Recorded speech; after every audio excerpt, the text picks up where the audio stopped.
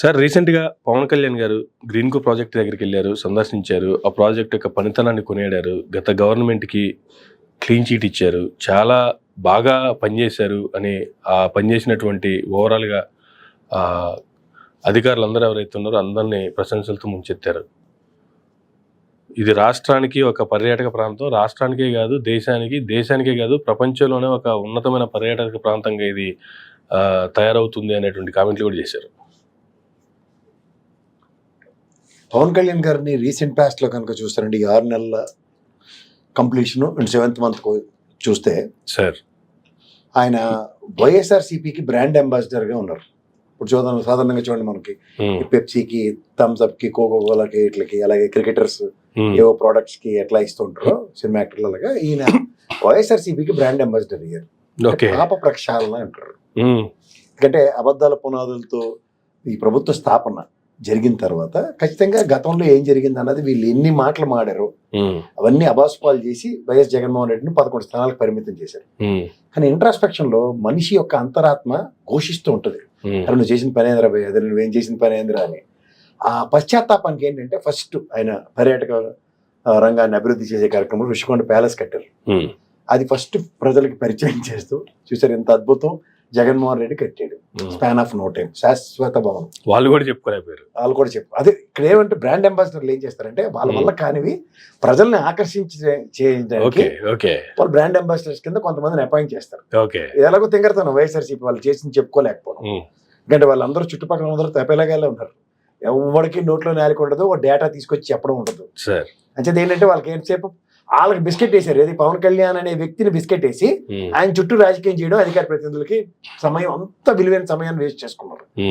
ఈయనేమనుకున్నాడు, ఆయన స్వతంత్రంగా నిలబడిపోతాడు, మనకి ఈజీ అయిపోతుంది అనుకుని ఆయన అనుకున్నారు. వీళ్ళు అనుకున్నది ఏంటంటే వీళ్ళ ట్రాప్ లో ఆయన పడతాడు అనుకుంటే ఆయన ట్రాప్ లో వీళ్ళు పడ్డారు. అందుకే 11 స్థానాలకు పరిమితం అయ్యారు.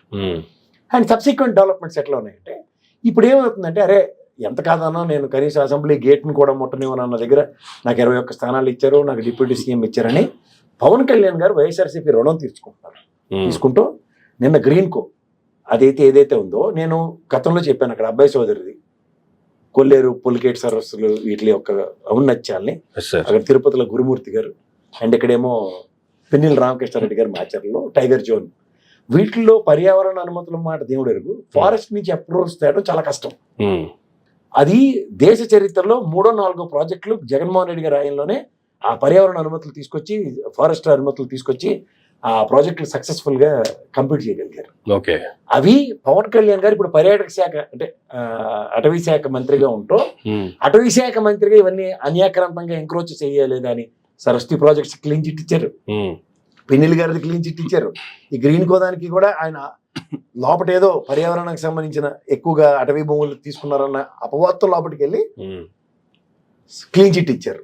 ఇంకా మిగిలింది నాకు తెలిసి కొల్లేరు గురుమూర్తి గారిది పులికాటి సరస్సుది, కొల్లేరు పులికాటి సరస్సులకి అబ్బాయి చౌదరి గారికి, గురుమూర్తి గారికి క్లీన్ చిట్ ఇస్తే చాలా వరకు అయిపోతుంది. ఎందుకంటే అసెంబ్లీ సాక్షిగా మేము రంగులకి 4,000-3,000 కోట్లను ఓ లబోదివ్వమని గోలెట్టాం, కానీ 101 కోట్లు 50 లక్షలే ఖర్చు పెట్టామని ఆయన నోటితో ఆయన చెప్పడం. అలా ప్రతిదానికి క్లీన్ చిట్ ఇచ్చుకుంటూ ముందుకెళ్తున్నారు.